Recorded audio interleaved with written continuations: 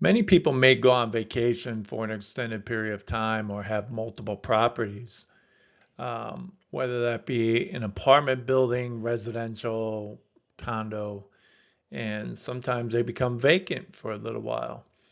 So if you have something go wrong when the house is vacant, can you file a claim? Will it be covered? Let's find out. So my name is Mike Keeler. I'm a licensed public adjuster in the state of Florida. No, that's not me. That gentleman seems happy.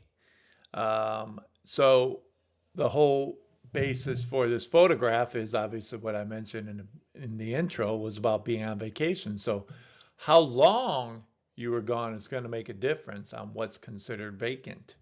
Okay. Did you go on a 2-week trip or have you been in Europe for 3 months? Did anyone come check on the house?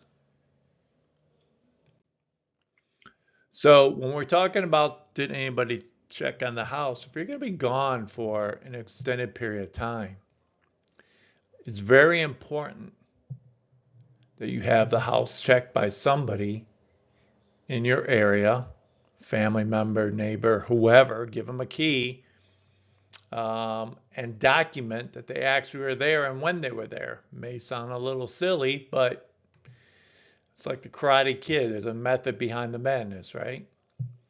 If you're only going to be gone for a couple weeks, it's not that big of an issue. So let's take a look. What does the insurance company consider vacant? So vacant means the dwelling lacks the necessary amenities, furnishings, or utilities and services to permit occupancy as a residence. Let's talk a little bit more about utilities and how they can play a very important role.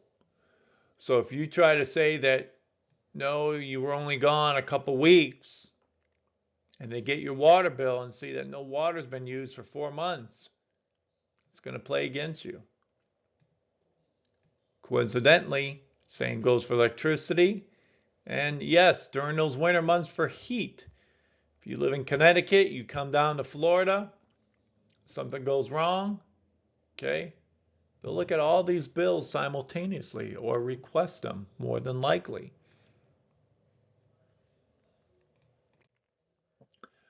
So what did the policy state regarding the amount of time, the vacancy? How long? What's acceptable? Don't forget, if you like this video, give me a thumbs up. Also, subscribe to the channel. So, as you'll know here, there's going to be several different areas. Now, this happens to be a policy from Universal. I just grabbed the first one that I recognize on my client's list. So this is Universal. Now, most policies are, when it comes to this, 30 or 60 days. So Universal has 30 days. And when it comes to glass, obviously they're a cover, but it does not include the loss on the residence if it's been vacant for more than 30 consecutive days. Let's take a look. This is covered perils, section 1, but then they have exclusions, what they don't cover. So if there is anything wrong from your home or property where there was any type of vandalism,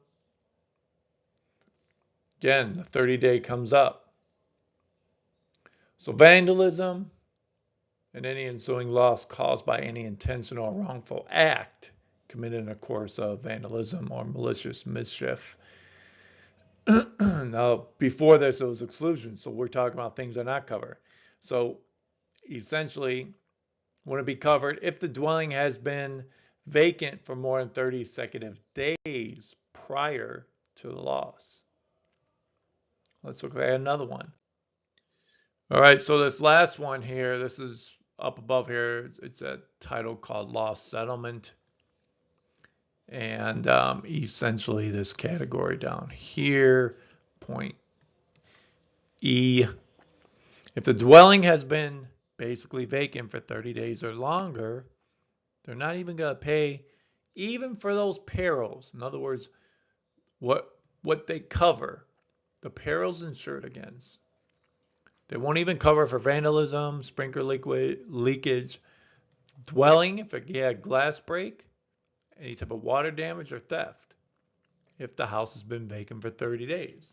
So the most important thing you're going to do or should do if you are definitely going to be gone longer than 30 days or 60 days, depending on the policy, make sure you get somebody to check on the house and document it by video, by photographs, taking a however, whatever means you feel necessary.